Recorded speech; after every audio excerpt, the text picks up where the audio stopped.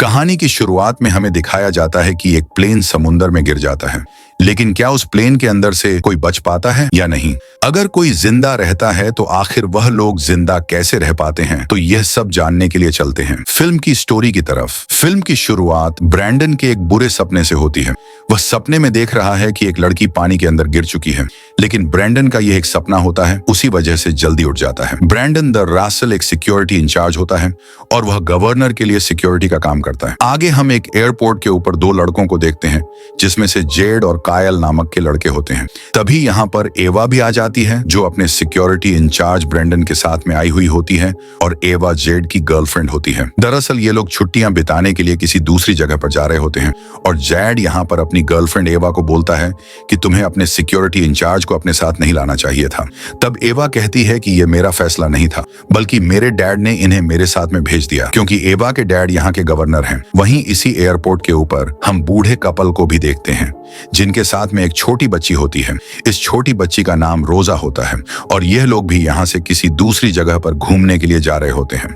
इस छोटे बच्चे की मॉम की मृत्यु हो चुकी है, इसलिए वह अपने नाना नानी के साथ में रहती है और यहाँ पर रोजा अपने साथ हमेशा एक टेडी बियर को रखती है।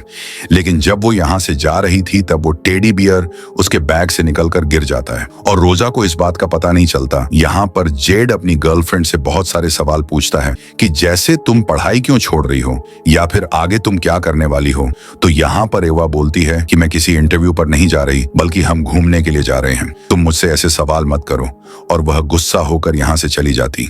आगे रोजा अपने टेडी बियर को ढूंढ रही होती है। जब वह नहीं मिलता तो खोजने जाती है, पर तभी वह यहाँ पर एवा से टकरा जाती है। एवा यहाँ पर गुस्से में होती है, उसी वजह से वह रोजा को भी डांट देती है। बेचारी रोजा अपने नाना के पास में चली जाती है। एवा को पता चल जाता है कि वह अपना टेडी बियर ढूंढ रही थी, इसीलिए एवा को वह टेडी बियर खोजकर रोजा को दे देती है। इससे रोजा बहुत ही ज्यादा खुश होती है और बाद में ये सभी लोग प्लेन के अंदर बैठ जाते हैं। इस फ्लाइट के अंदर बहुत ही कम लोग होते हैं और सभी यात्रियों के बैठ जाने के बाद ये प्लेन से टेक ऑफ कर लेता है।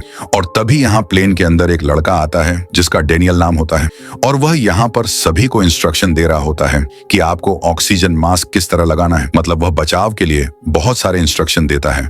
लेकिन यहाँ पर जेड और कायल उस लड़के का मजाक उड़ाते हैं, लेकिन इस चीज से उस लड़के को कोई भी फर्क नहीं पड़ता। वह लड़का यहाँ पर सभी को खाना सर्व कर रहा था। तब भी यहाँ पर वह कायल नाम का लड़का डेनियल का मजाक उड़ाता है और उसी वजह से डेनियल अपना बदला लेने के लिए कायल के ऊपर थोड़ी सी बियर गिरा देता है और यहाँ से चला जाता है। लेकिन जब यह प्लेन 20,000 फुट ऊपर होता है, तभी प्लेन के सामने कुछ पक्षी आ जाते हैं और कुछ पक्षी यहाँ पर प्लेन के इंजन में चले जाते हैं। उसी वजह से इंजन में आग लग जाती है और यह प्लेन बुरी तरह से हिलने लगता है और उसी वजह से इस प्लेन के अंदर जितने भी लोग होते हैं वो सारे डर जाते हैं। उन्हें लगने लग जाता है कि शायद हम मरने वाले हैं और फिलहाल यह प्लेन पैसिफिक समंदर के ऊपर से गुजर रहा होता है और देखते ही देखते इस प्लेन का एक इंजन पूरी तरह से खराब हो जाता है। उसी वजह से प्लेन पूरी तरह से अनबैलेंस हो जाता है और इंजन के कुछ टुकड़े यहाँ पर प्लेन के अंदर घुस जाते हैं। उसी वजह से प्लेन के अंदर एक बड़ा सा छेद हो जाता है और प्लेन के अंदर बैठे सारे यात्री बाहर निकलने लगते हैं और हवा में उड़ने लगते हैं और पैसिफिक समंदर में गिरने लगते हैं। और जो लोग अपनी सीट बेल्ट से बंधे हुए थे, केवल वही लोग बच पाते हैं। देखते ही देखते ये पूरा का पूरा प्लेन पैसिफिक समंदर में क्रैश हो जाता है और इस प्लेन के अंदर पानी भरना शुरू हो जाता है। इन लोगों के पास में कोई भी ऑप्शन नहीं होता। इसी वजह से जो जिंदा लोग थे वह प्लेन के सबसे पिछले हिस्से में चले जाते हैं। ओशियन में काफी दूर घिसने के बाद यह प्लेन एक बहुत गहरी खाई के किनारे पर आकर रुक जाता है। प्लेन उसके किनारे पर खड़ा था और प्लेन के अंदर पूरी तरह से पानी भर चुका है, लेकिन प्लेन के सबसे पिछले हिस्से में पानी अंदर नहीं जा पाता। उसी वजह से यहाँ पर 3-4 लोग जिंदा रहते हैं। यहाँ वह बहुत ही ज्यादा घबराए हुए होते हैं, लेकिन तभी यहीं पर ब्रैंडन भी आ जाता है, जो कि एवा का सिक्योरिटी इंचार्ज होता है। वो अपने साथ में रोजा की नानी को भी लेकर आया हुआ होता है। अब यहाँ पर ये कुल मिलाकर 7 लोग होते हैं जो जिंदा होते हैं और ये सातों बहुत ही ज्यादा घबराए हुए होते हैं। यहाँ पर वह सभी को बताती है कि हमें मदद मिल जाएगी, शायद कोई ना कोई हमें बचाने के लिए जरूर आएगा। यहाँ पर ब्रैंडन होता है, वो सभी को बोलता होता है कि हमें होप नहीं खोनी चाहिए। जब हमारा प्लेन क्रैश हुआ था तब पायलट ने शायद मैसेज भेज दिया था और उसी मैसेज की बदौलत हमें टीम ढूंढ रही होगी, इसीलिए हमें यहीं पर रहना होगा। लेकिन जो यहाँ पर कायल नाम का लड़का होता है वो बहुत ही ज्यादा डरा हुआ होता है। वह बोलता है कि हमें नहीं पता कि यहाँ पर हम कितनी देर जिंदा रहेंगे।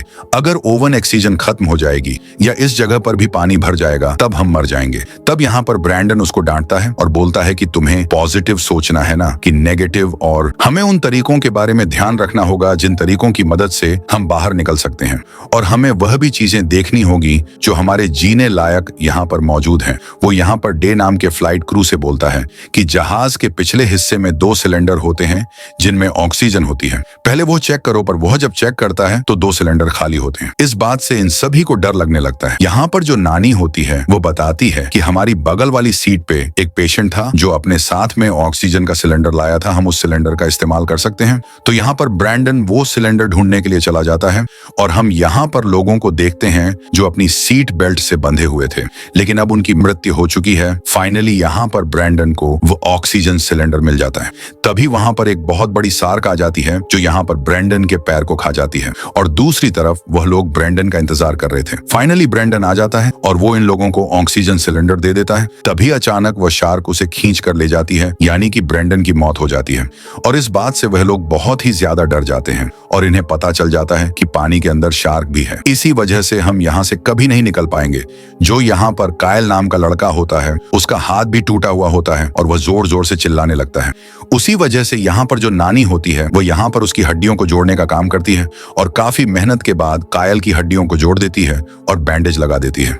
हम पानी की सतह के ऊपर वहां एक हेलीकॉप्टर को देखते हैं जो इसी प्लेन को ढूंढने की कोशिश में लगा हुआ है।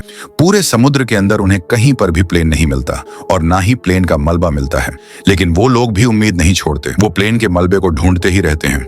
वहीं पानी के नीचे जहाज के अंदर हम उन लोगों को देखते हैं। यहाँ पर नानी अपने बारे में बता रही होती है कि मुझे इनके नाना से आर्मी में प्यार हुआ था। वह आर्मी में एक सैनिक थे, लेकिन दुश्मनों की गोली के चलते वह बहुत ज्यादा घायल हो चुके थे और मैं उसी आर्मी के अंदर एक नर्स का काम कर रही थी। तब मैंने उनका इलाज किया था और उस दिन के बाद मैंने आज तक उनसे दूरियां नहीं बनाई। मैं हमेशा उनके साथ रही हूँ और अब आखिरी मौके पर वो मुझसे अलग हो चुके हैं, यानी दुनिया छोड़कर जा चुके हैं। और ये कहते हुए बहुत ज्यादा इमोशनल हो जाती है। आगे जो हेलीकॉप्टर वाले होते हैं वह अभी भी ऊपर चक्कर काट रहे होते हैं, लेकिन उन लोगों को प्लेन का कोई नामो निशान नजर नहीं आता। दूसरी तरफ पानी के नीचे प्लेन भी बहुत सारी आवाजें कर रहा था, मानो वो प्लेन टूट रहा हो।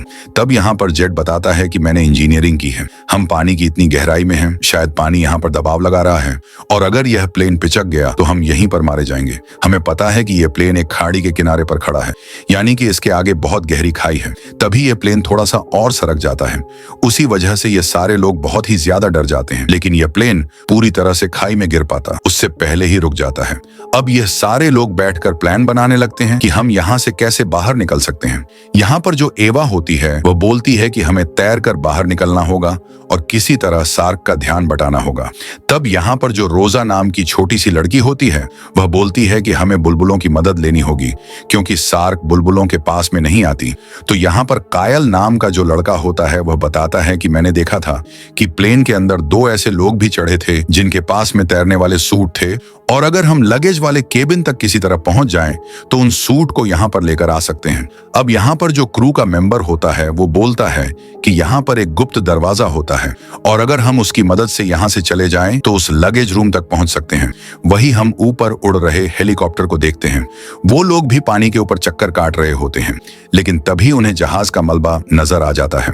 उन्हें पता चल जाता है कि यह प्लेन यहाँ पर ही क्रैश हुआ है। इसी वजह से वो हेलीकॉप्टर 2 गोताखोर को लैंड करा देता है और वो गोताखोर जहाज को ढूंढना शुरू कर देते हैं। बहुत ही अच्छी किस्मत के चलते वो लोग जहाज को बहुत जल्दी ढूंढ लेते हैं और जहाज के करीब जाने की कोशिश करते हैं, और ये सभी लोग भी ग्लास की मदद से देख लेते हैं कि उनकी तरफ कुछ गोताखोर आ रहे हैं। इनकी उम्मीदें बढ़ जाती हैं कि अब शायद हम जिंदा बच जाएंगे और उस वजह से ये सारे लोग खुश होते हैं। वो गोताखोर भी इन लोगों को देख लेता है और इन लोगों को इशारों में बताता है कि हम तुम्हें बचा लेंगे। तभी यहीं पर एक सार्क आ जाती है और उन गोताखोर को खा जाती है और इस बात से इन लोगों की उम्मीदें फिर से टूट जाती हैं और ये काफी ज्यादा डर जाते हैं। इन्हें पता होता है कि 2 गोताखोर थे, एक को तो शार्क ने मार दिया, शायद दूसरा बच गया हो और वह हमारी तरफ आता हो, और यह उसी का इंतजार करने लगते हैं। लेकिन वो गोताखोर काफी देर तक नहीं आता। उसी वजह से इन्हें पता चल जाता है कि शायद वह भी मारा गया है। एक बार फिर से यह निराश हो जाते हैं। तब यहाँ पर जो एवा नाम की लड़की होती है वह बोलती है कि मैं उस गोताखोर को देखने के लिए प्लेन के अगले हिस्से में तैर कर जाऊंगी ताकि हम उसके ऑक्सीजन सिलेंडर का इस्तेमाल कर सके। लेकिन तभी यहाँ पर जो जेड होता है उसका पैर फिसल जाता है और पानी में गिर जाता है, और तभी वहीं पर एक शार्क आ जाती है जो जेड के पैर को काट लेती है। जेड बहुत ज्यादा डर जाता है। उसे जल्दी से ये लोग पीछे लेकर आते हैं और उसके घाव पर बैंडेज लगाने की कोशिश करते हैं। साथ ही साथ उसकी इस पैर को बांध भी देते हैं ताकि बहुत ज्यादा ब्लड न बहे। आगे वह एक छोटे से दरवाजे के अंदर से चली जाती है और वह यहाँ से सीधा लगेज केबिन में पहुंच जाती है। हाँ पर पानी भरा हुआ होता है और वह स्विमिंग सूट के बैग को खोजने लगती है, लेकिन तभी यहीं पर शार्क आ जाती है। उसी वजह से वह बहुत ही ज्यादा डर जाती है, लेकिन फाइनली वह किसी तरह उस बैग को ले आती है और ये सभी लोग उस बैग के अंदर जरूरी चीजें ढूंढने लग जाते हैं। इन्हें यहाँ पर सूट मिल जाते हैं, लेकिन जैसे ही इनकी निगाहें जेड की तरफ जाती हैं तो इन्हें पता चल जाता है कि जेड ने अपनी आखिरी सांसें ले ली हैं, यानी कि वह मारा जा चुका है। इस बात से एवा बहुत ही ज्यादा दुखी होती है। वह रोने लगती है। वो बोलती है कि इस दुनिया में मेरा कोई नहीं है। पहले मेरी मोम छोड़कर मुझे चली गई थी, उसके बाद ब्रैंडन और उसके बाद जेड, और अब मैं बिल्कुल अकेली रह चुकी हूँ। अब मेरा कोई दोस्त भी नहीं है। लेकिन यहाँ पर दूसरे लोग होते हैं, वह उसे संभाल लेते हैं। अब यहाँ पर केवल 5 लोग जिंदा बचते हैं और इन लोगों के पास में अपने अपने सूट होते हैं और ये सारे लोग फैसला कर लेते हैं कि हमें तैर कर यहाँ से बाहर निकलना होगा। वो साथ ही यहाँ पर एवा बोलती है कि जो गोताखोर यहाँ पर आया था, हम उसका स्कूबा टैंक यूज कर सकते हैं जिसके अंदर वह ऑक्सीजन होती है और उसकी बदौलत हम सतह पर जा सकते हैं। तब यहाँ पर जो कायल नाम का लड़का होता है वह बोलता है कि मैं बहुत ज्यादा देर तक सांसें नहीं रख सकता, मैं मर जाऊंगा। तो यहाँ पर छोटी बच्ची रोजा बोलती है कि तुम कितनी देर सांस रोक सकते हो? तो वह बोलता है कि मैं 2 मिनट के लिए सांस रोक लूंगा। एवा बताती है कि इतनी देर तक हम काम चला लेंगे, लेकिन हमें सबसे पहले शार्क को किसी तरह दूर लगाना होगा। उसी वजह से ये ऐसे बैग्स को ढूंढने लग जाते हैं जिन बैग्स में हवा भरी जाती है, जो इमरजेंसी के टाइम पे काम आते हैं, जिन्हें गले में पहना जाता है। और एवा उन बैग्स को हर एक पैसेंजर सीट से उठा उठा कर ले आती है और यह सभी लोग यहाँ से निकलने के लिए अब तैयार हो जाते हैं। लेकिन जो यहाँ नानी होती है वो बताती है कि मैं तुम लोगों के साथ में नहीं जा पाऊंगी। अगर मैं तुम लोगों के साथ में गई तो तुम लोग धीमे पड़ जाओगे, इसलिए मैं यहीं पर रहूंगी और मदद का इंतजार करूंगी।